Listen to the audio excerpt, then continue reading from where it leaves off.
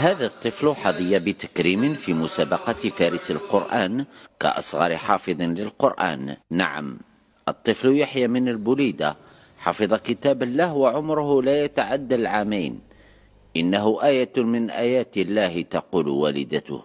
يحيى آية من آيات الله سبحانه وتعالى. نطق بالقرآن وهو في عمر لا تتعدى سنتان.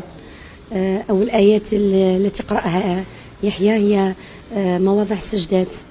كان يتصحح القرآن ويبحث عن مواضع السجدات ويقرأ بقوله سجدوا. ما نطق به يحيى فجأة أمه وتساءلت كيف لرضيع يتلو آيات من القرآن الكريم في هذا السن. بدأ يقرأ يحيى القرآن بعد البسملة الآية الأولى من كل سورة مع تسمية السورة. يتصفح من البقرة إلى الناس مع تسمية السورة. يتصفح من البقرة إلى الناس والعكس. حفظ يحيى الفهرس بمفرده. يعني أنا كنت مندهشة في الأمر، يحكم المصحف ويقرأ كل السور، ومن بعد مع يقرأ السورة من اسم السورة من الفهرس ثم يتلوها دون أن يراها من المصحف. ذكر رحمة ربك عبده إذ نادى ربه نداء خفيا. يعرف سبحان الله أسامي المشايخ مع أصواتهم، لا يخطئ فيهم، لا يخطئ في الحواميم. يحفظ الأحاديث في الآونة الأخيرة من تكرار سماعه لتحفة الأطفال. حافظة تحفة الأطفال. صحيح الأذكار المقدمة الله لا إله إلا هو.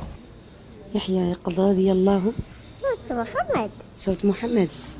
أشارت إليه قالوا كيف نكلم من كان في المهد صبيا قال إني عبد الله آتاني الكتاب وجعلني نبيا وجعلني مباركا أينما كنت وأوصاني بالصلاة والزكاة ما دمت حيا وبرا بوالدتي ولا عني جبارا تقيا والسلام علي يوم ولدت ويوم أموت ويوم أبعث حيا ذلك عيسى بن مريم قول الحق الذي فيه يمترون ما كان لله أن يتخذ من ولد سبحانه